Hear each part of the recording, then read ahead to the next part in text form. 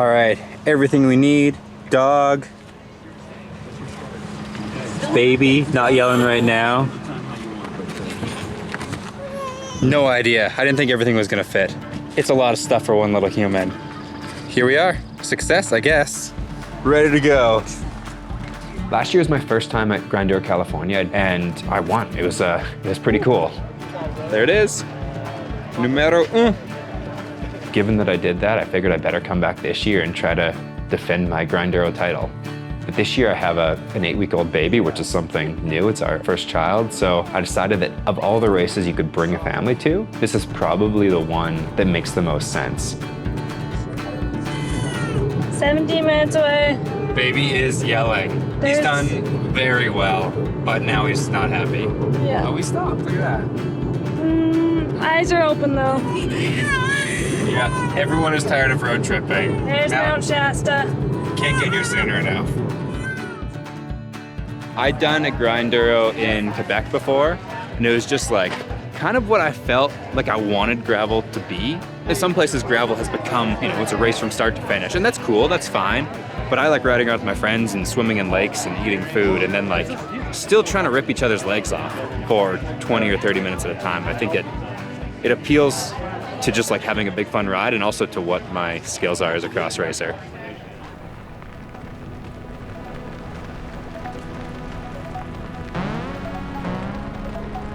I grew up in the prairies, so I actually have been riding gravel since I started riding.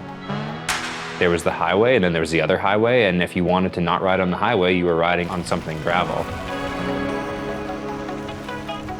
So I think like a lot of people have been around the sport for a long time. It's kind of a funny question, like, when did you start being a gravel racer? It's like, well, we just kind of like started racing the stuff that I'd been riding forever, and I'd been riding it on road bikes and then cross bikes, and lo and behold, there's actually a bike that's like purpose-built for it now and does a really good job.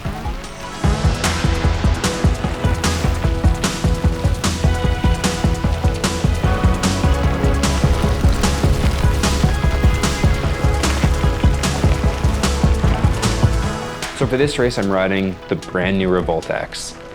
The cool thing about the Revolt X is it's purpose-built around a fork. So it's not like you're throwing on a fork on another bike and kind of messing up your geometry. This bike is designed for it, and it feels really, really good with that fork on there. Still snappy, still responsive, but with that nice little bit of cushion. So I have the bike set up with, of course, the Fox taper cast fork. I have mine set up in the long setting so I can fit big 50C tires on it, 100mm dropper, and I have 160mm rotors on there for lots of stopping power.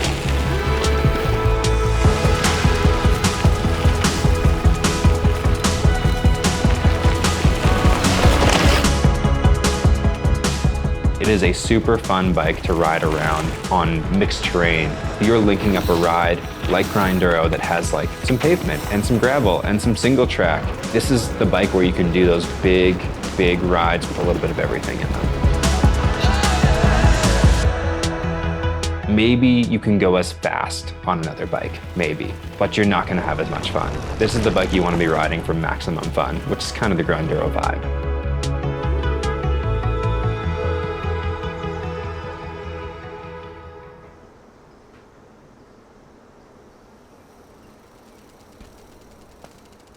It's race morning. It's 7:20, so it's not that early, but feels early. It would be a way better story if I was like, the kid didn't sleep, got 25 minutes, but he actually slept.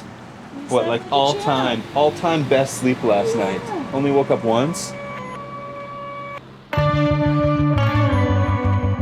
Grinduro is basically, like the name suggests, it's a gravel enduro. There's flat stages, there's a climbing stage, there's a downhill stage, but at the end of the day, the entire event's not timed. Just parts of it are timed. In this race, we had about 40 total minutes in a probably 4.5-hour ride, which in some ways sounds easier, but I can tell you that for those 40 minutes that you're racing as hard as you possibly can.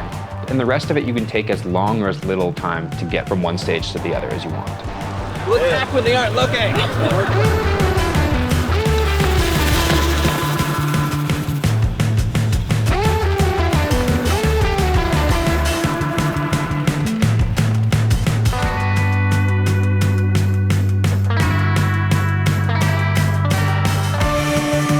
My My goal at this event was to try to help Michael a little bit if I could. The trick there is that he's so strong in every way that I didn't know where I could. There are some rules, but there's not a lot of rules at Grinduro. So for example, stage 2 is kind of a rolling pavement time section, and you can do it by yourself, you can do it with people. Carl and I talked before the start of that stage that he was basically going to try to give me everything he had for the first half. The road pitched up a touch halfway through, and that was my time to go, and Carl kind of buried himself until then, and then it was my turn. I was still trying my guts out, but he rode away like I was standing still. And that tactic, I think, worked pretty well. Like, I ended up winning the stage. Brutal. We started going uphill, and I was just like, well, group's gone. I guess I'm all in from here. Where are you guys going? Stage 3, baby. Stage 3.